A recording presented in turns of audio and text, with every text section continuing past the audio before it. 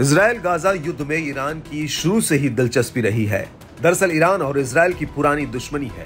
Israel जहां Iran को अपने अस्तित्व के लिए खतरे के तौर पर देखता है, वहीं ईरान का मानना है कि यहूदी देश इजराइल जबरन बसाया गया है।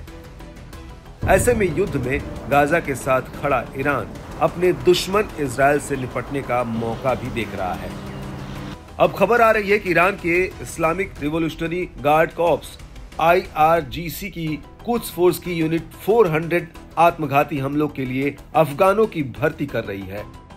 खबर यह भी है कि इजरायलियों को निशाना बनाने के लिए यूनिट 400 अल कायदा के साथ भी काम कर रही है।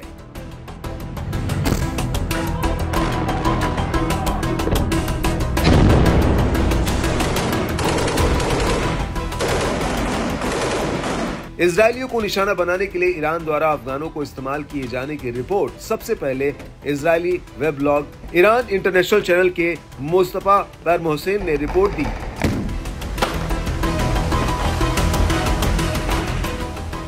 ऐसा लगता है कि इस्लामिक रिपब्लिक ऑफ ईरान, अल कायदा और तालिबान ने इजराइल के खिलाफ युद्ध के लिए अपने धार्मिक मतभेदों को एक तरफ रख दिया है।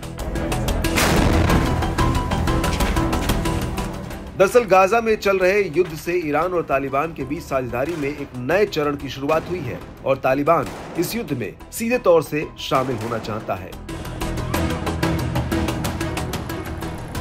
हाल ही में ईरान के एक टॉप कमांडर सैयद रजा मौसवी को सीरिया में मार दिया गया। मौसवी IRGC के टॉप कमांडरों में से एक थे और उनका मारा जाना ईरान के लिए बड़ा झटका है।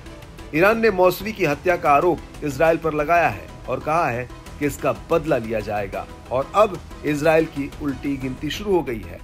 ऐसा माना जा रहा है कि अब ईरान इजराइल के खिलाफ हमले तेज करेगा। इजराइल हमास युद्ध में इजराइल की हवाई युद्ध की क्षमता भले ही मजबूत हो, लेकिन उसे Gaza, Lebanon, Syria, Yemen, Iran और इराक सहित कुल 6 ताकतों से मुकाबला करना पड़ रहा है और अब आत्मघाती हमलों के लिए अफगानों की भर्ती के साथ ईरान का आक्रामक रवैया ये बताता है कि इजराइल की राह आसान नहीं रहने वाली है।